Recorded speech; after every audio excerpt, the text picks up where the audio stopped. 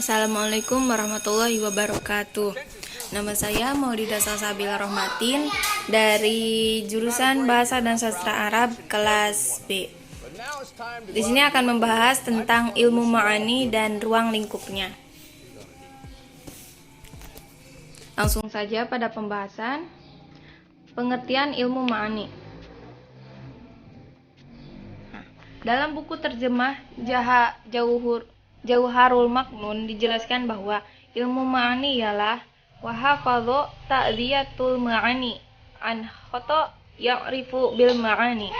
Artinya, ilmu yang menjaga jangan sampai mutakalim itu salah di dalam menerangkan makna yang di luar makna yang dikehendaki. Itu disebut ilmu ma'ani.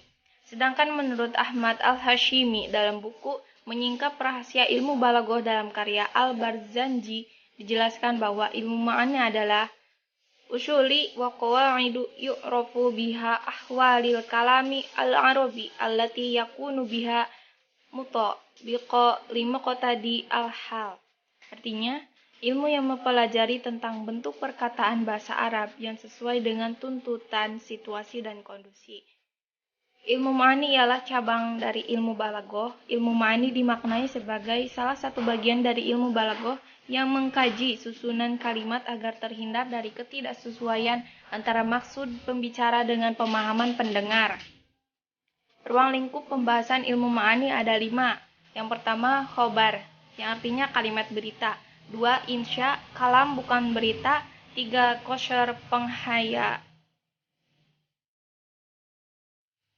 4. Al-fasl wa al-wasl.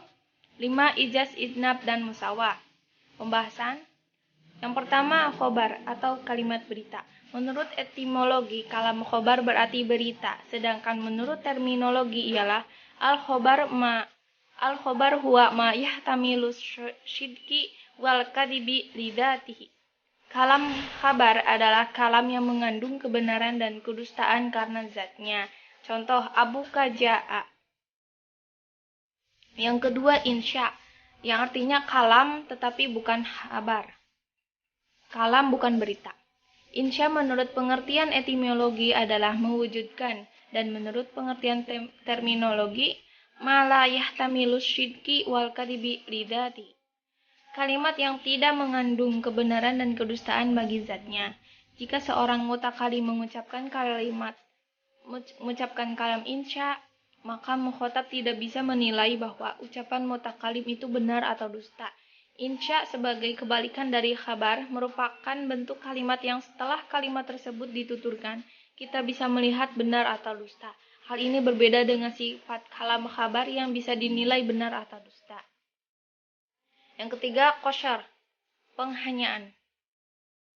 Takhshisu syai'in bi syai'in bi tariqin makhsusun. Qasr adalah mengkhususkan sesuatu terhadap yang lainnya dengan cara tertentu. Kemudian yang keempat, al-wasl wa al-wasl. Al-fasl wa al-wasl.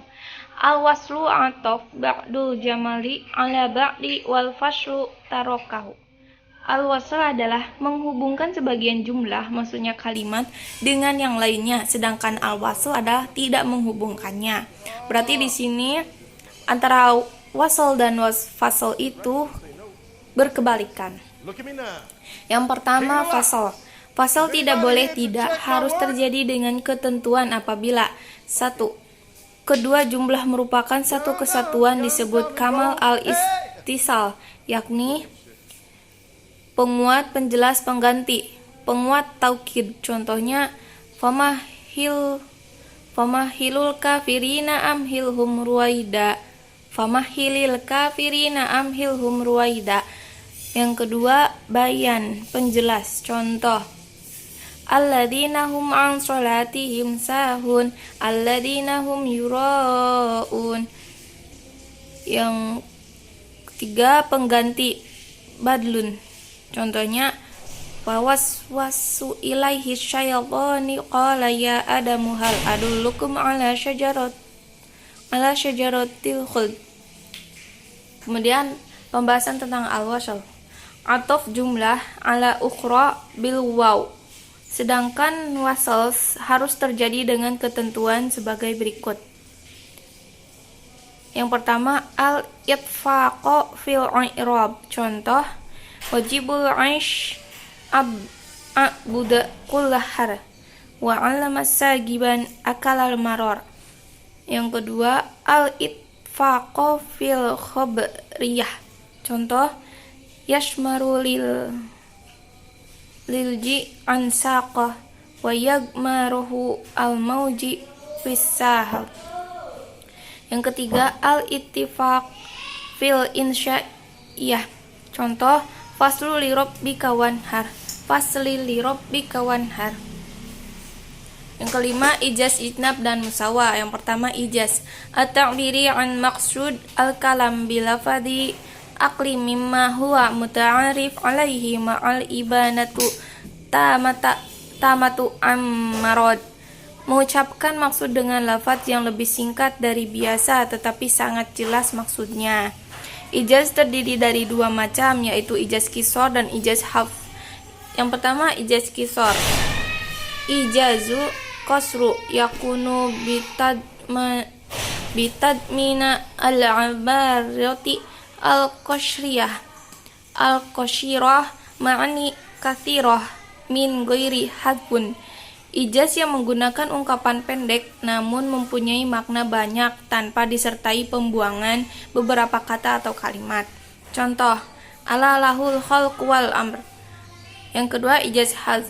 Ijazu hadzbun yakunu bihadfin kalimatu au jumlah au aksar ma'a qanah ta'inu al-mahdzuf. Ijaz dengan menggunakan cara membuang sebagian kata atau kalimat disertai indikator yang menunjukkan adanya lafaz yang dibuang tersebut. Contoh, wajaa rabbuka wal malaku shaffan shaffa. Yang kedua, itnab. Ayyakuna ta'biri bilafadin zaidun ala usulil ma'ni al-marodi lifaidah. Berekspresi dengan perkataan yang lebih dari makna aslinya yang dimaksud karena ada tujuan tertentu. Yang ketiga, musawah. Antakuna ma'ani biqadarin al-fadhi wa antakuna al-fadhu biqadarin al-ma'ani la yazidu ba'duha ala ba'di. Maknanya seukuran dengan lafaznya dan lafaznya seukuran dengan maknanya, lebih dan tidak kurang. Contoh, wa ma tuqaddimu li anfusikum min khairin tajiduhu indallah. Sekian pembahasan dari saya. Atas perhatiannya saya ucapkan terima kasih. Kurang lebihnya mohon maaf. Wassalamualaikum warahmatullahi wabarakatuh.